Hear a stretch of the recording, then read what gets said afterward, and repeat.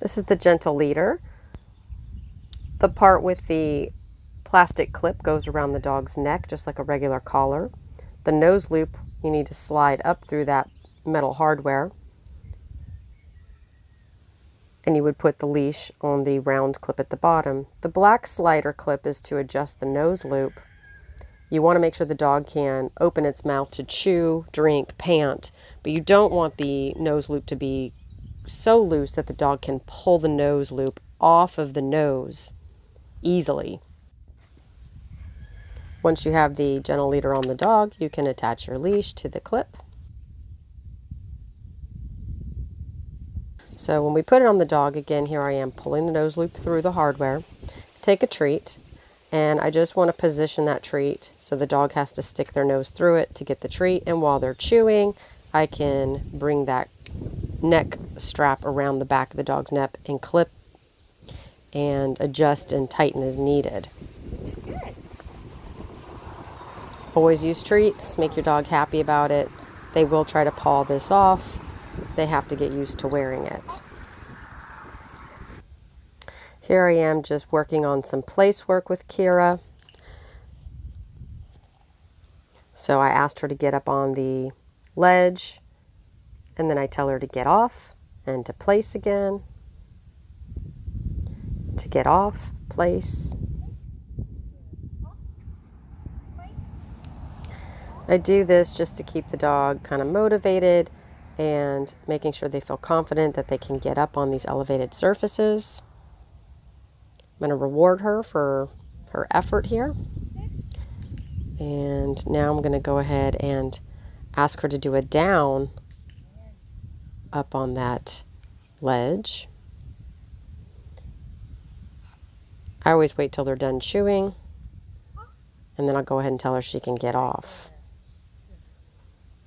Again, I'm just trying to make sure she's listening to different cues. I've gone ahead and put my leash crossbody so that I don't have to juggle so many things. I can drop my leash, it's still around me. I can go and get my food out of my training bag. And then when I'm ready, I can pick up the slack. I want a little J in my leash. And Keira, of course, is heeling on the right side because that's what we have trained her to do. And so she's distracted. There were some cars and at some point some people with dogs walking. So I think that was a car she saw. So right here I'm trying to stay on the line in the concrete, and I want her to move around me, and she's going to cross over the line. So I'm doing an about turn, or a 180-degree turn to my left, and I am trying my hardest to stay on the line like it's a tightrope. She's struggling a little bit here because she's not really focused. This will happen sometimes. Yeah, that was a little bit better. And when we stop, I want to automatic sit. I can click and I can go get my food. So I may need to help her because she didn't do it very well for a few times. So I have a piece of food in my right hand. I'm going to put it up in front of her, but I want that hand in line with my leg. Keep it close to your leg if you can. She needs to move to the treat. And as I make that turn and she follows the treat around, then I can go ahead and click and release it. You can see she's starting to get with the program a little better. At some point I don't want to have to use this treat, but I need to do it enough times. There, I didn't use it, but she did a nice turn, so I'm able to go ahead and reward her. There's another one. Don't forget, you can always use praise, but be sure to reward her quite a bit with food. We need to build muscle memory, and she needs to know she can expect to be rewarded for her efforts. Now I'm going to use the cane. I do go ahead and put my clicker, my e-collar remote, in that left hand on top of the cane so that I can push buttons, click as needed. That way my right hand is free to either hold the leash or to drop the leash and go get the training treat out of my bag. Want to make sure she's not trying to play with the cane like it's a toy, and she's been pretty good about not trying to bite it or go after it. She doesn't seem to care. She needs to go my speed, so we've practiced going really slow. You're going to have to reward this dog frequently, especially if you want her to pay attention to you and your speeds. Otherwise, she's going to get bored and she's going to start looking at the environment for entertainment, and then she might start pulling and dragging you. So make it worth her while, pay her quite a bit. Here I'm going ahead and I'm turning to my right, which means she has to get out of my way. If it helps, you can kind of position that cane somewhat in front of her field of vision as you do the turn. She got a little distracted by that thunder that was pretty loud. So I'm going to start moving to my left to try to get her to follow me again. Find a good point where I can do another turn. Just working on some 90-degree turns here. You can use your e-collar to tap her as you turn away from the distraction, get her to cooperate again, and then go ahead and pay her. Here we're going ahead to work on just some curves. I'm using cones in this example because it's easy to see on video, but most of the time when I practice this, I just use trees or poles, or I'll make up patterns on the ground with different cracks and things that I see. I want her to focus on where I'm moving. She should follow as I turn on a loose leash. If she doesn't, you can tap her with the e-collar until she starts to get back to your side and focus a little bit better. She's kind of wandering and kind of looking off into the distance a little bit because she was seeing different road distractions here. She's not horribly distracted, but she's not fully focused either.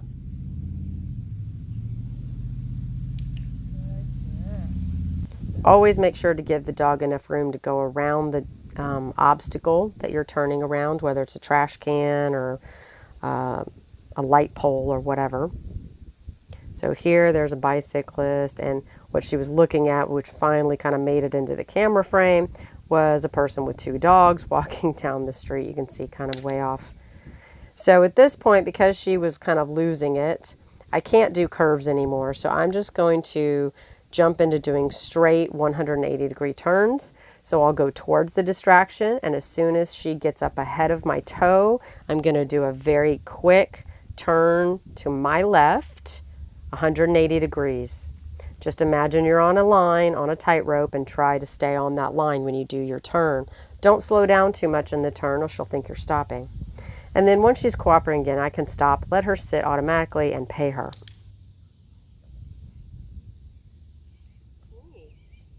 Went ahead here, I'm just taking the leash off to make it a little easier. And again, she's not 100% focused. We'll get there. And I just step on the leash. I'm trying to give her a leash cue to lay down, and then I can click and treat.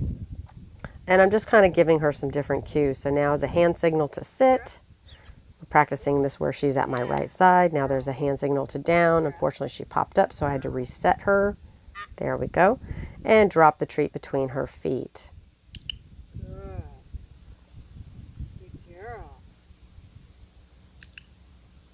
As she gets kind of with the program, you'll see that she's much quicker to lay down when you pull on the leash with very little pressure. I'm pulling up as a leash cue. This is a little harder for her when she's laying down. It's easier when they're standing.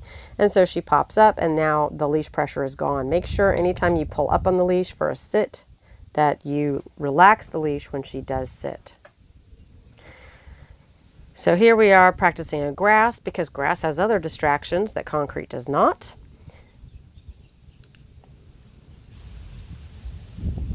We just kind of started out with a few turns, make sure she's paying attention.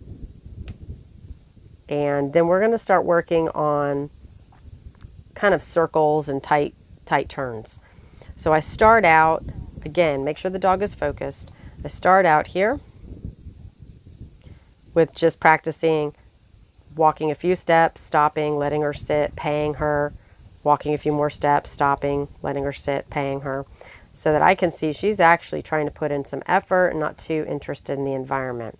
Once I can see I've got her focused and she's staying in heel position at my right side, now I start doing some big circles, and I'm doing big circles to my right towards the dog, and then I start spiraling and tighter. She has to go slower than me. Whoever's on the inside of the circle goes slower.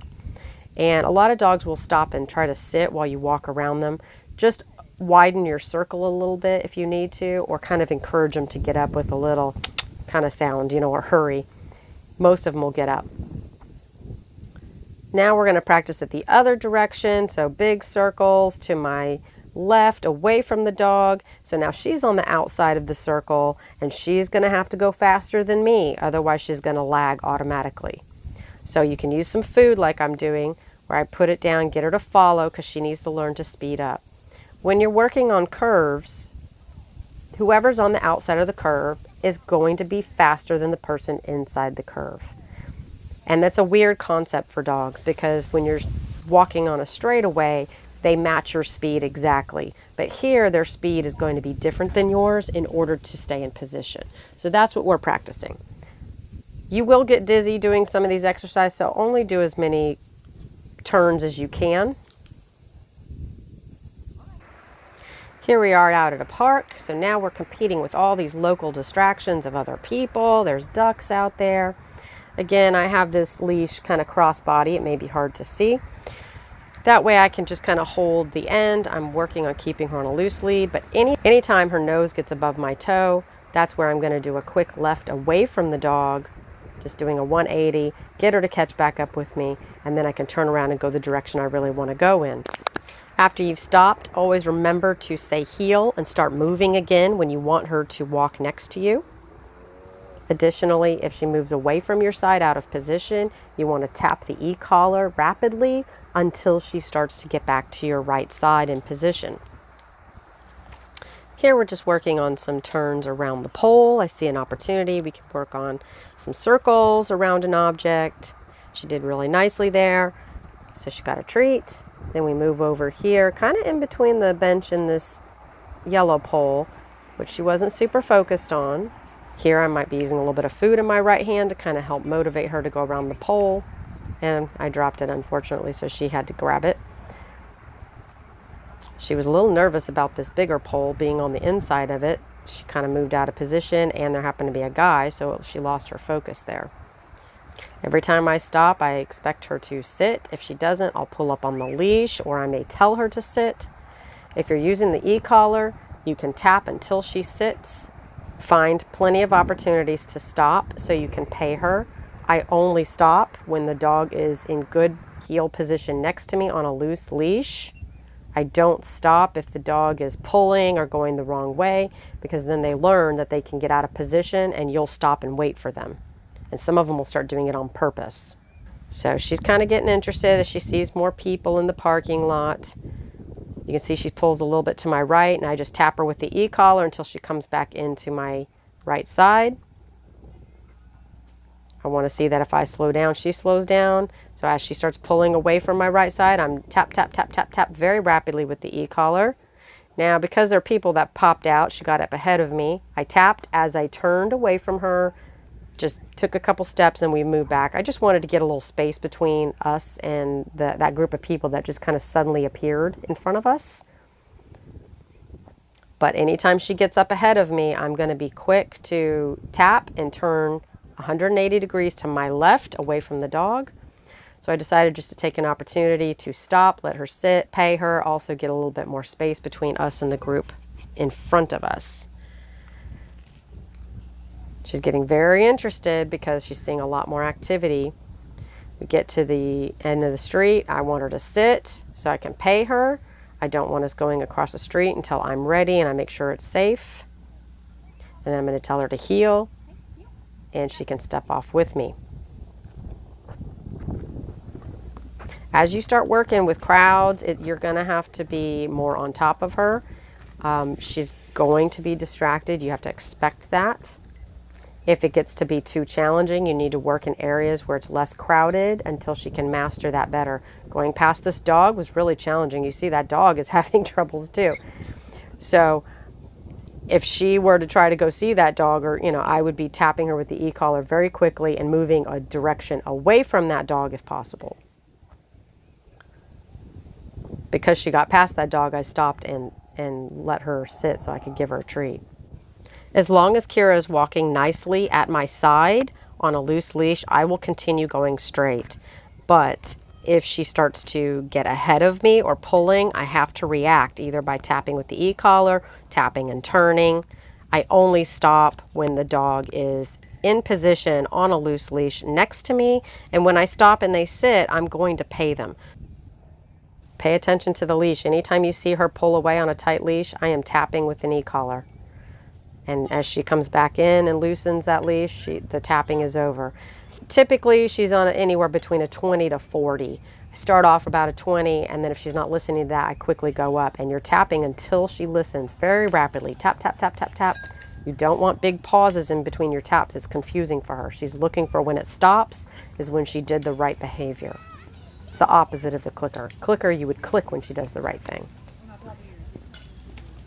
So tap, tap, tap. She gets back with me. Now, look up ahead. I see running kids. I immediately walk away because I know what's going to happen. Running kids, and this little girl ran right at us. She asked if she could pet the dog, and I told her no. Another kid runs up.